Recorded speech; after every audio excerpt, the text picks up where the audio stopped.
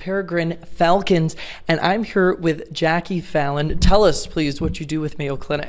So I'm one of the naturalists here at Mayo Clinic, so I deal with everything falcon. So that includes the banding, the monitoring, developing education materials, and going out into the community to talk about nature and peregrines. And tell us the importance of the banding today.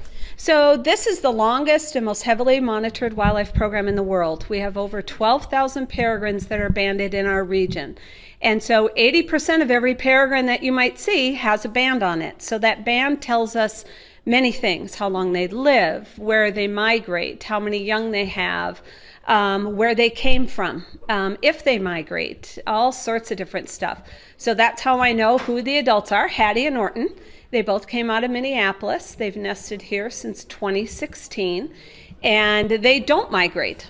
So again, that band information just tells me that about those two individual birds. And tell us about the 3 birds that we banded today. So we had 3 very healthy looking female chicks.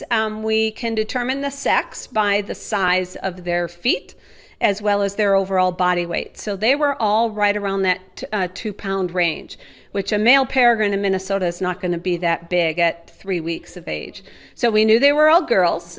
We did a really quick health check, made sure they're healthy, they don't have any bugs, and that they were growing at the right weight. And then we put their bands on. So we used 2 bands here. One is a band that every bird gets banded with.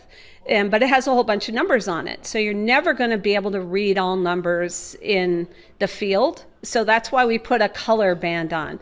And so they were V over 43, 44, and 45.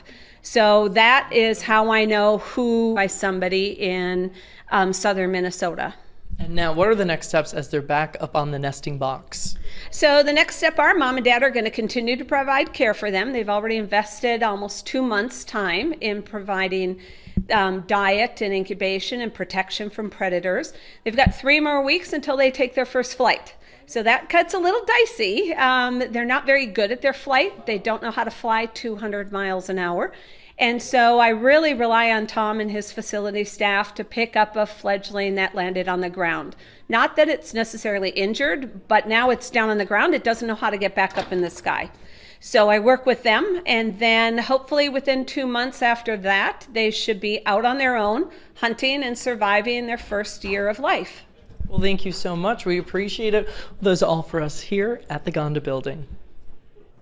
More to come on Midwest Access this hour, starting with news, including a popular retailer cutting prices on thousands of items. That is right up my alley. Your news headlines next with Noah Kaplan.